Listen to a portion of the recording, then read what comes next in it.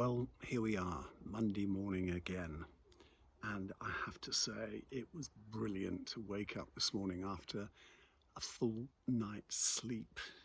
Yeah, we all know just how disturbed Saturday was. I think for us it was about 4 o'clock in the morning, and I opened the curtains and I was convinced that somebody, a neighbour across the road, was having an all-night party. You know how sound echoes around. And it wasn't until the next day when I started to read all the comments on Facebook that I realised exactly what had happened.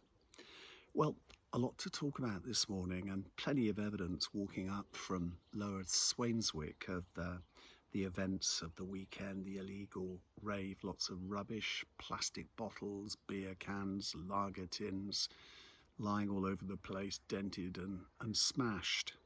I'm not going to get deeply into it.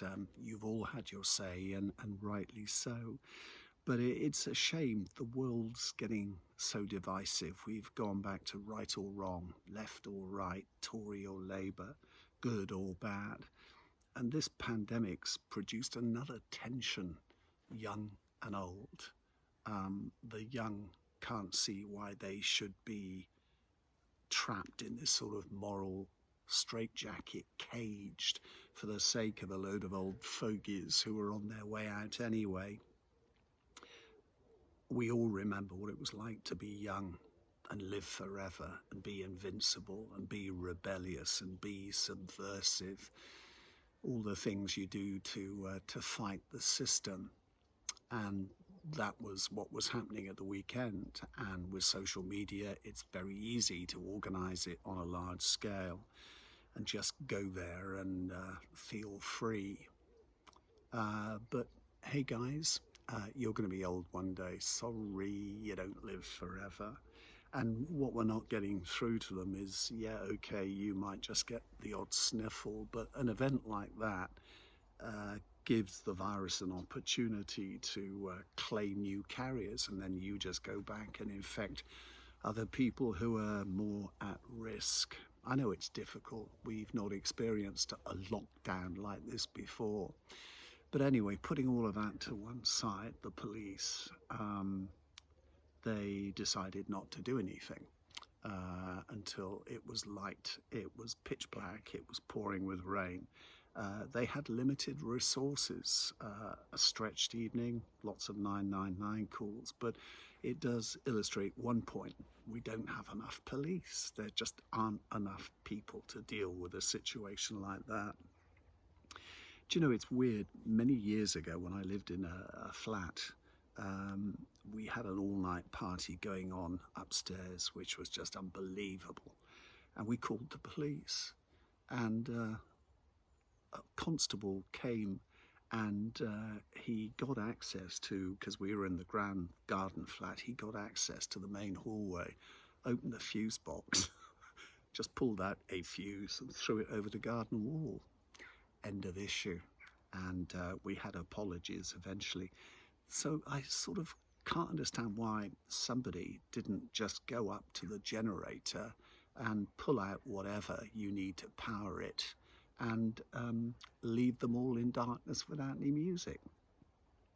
That would have stopped the music anyway, but there we go.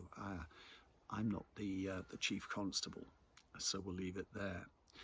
The person I feel most sorry for is the farmer. All these people, 3,000 people going up there, fueled on booze, no doubt, to begin with, and when that ran out, on drugs, so there were people up there making money. You get all that litter, plus you haven't exactly got a line of portaloos. So that poor farmer's got everything from broken glass to human excrement to clean up. God knows what it did to his livestock, and also God knows what it did to the wildlife up there. Everything trampled underfoot by hedonistic kids who are just on a good trip, and who cares about anything else? Interesting to find on YouTube, there is a site with 17,000 people having watched it with video from the rave. And the main quote under the site is "Amazing night. Well done to all crews for pulling off something that should never really have been possible." 103 comments, amongst them one, "Fun is fun, however there's a world pandemic, no government leadership, and this sort of thing drives up the deaths." Yeah, but do kids listen? And what frightens me is they are the young people who one day will be in charge of everything. And parents, I'm sorry, you've got to come in on this one.